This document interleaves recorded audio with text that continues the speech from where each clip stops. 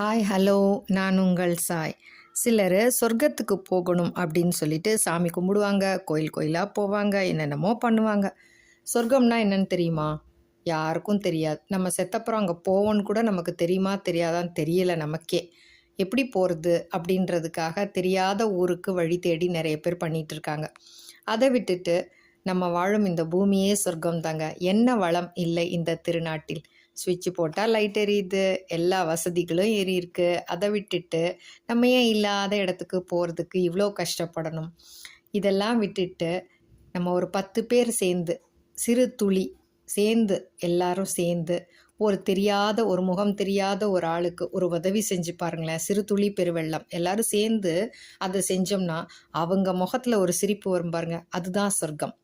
அப்படின்னு சொல்லிட்டு நான் சொல்லலை, ஒரு கவிஞரோட டைரியிலேருந்து நான் படித்ததை உங்களோட ஷேர் பண்ணிக்கிட்டேன்.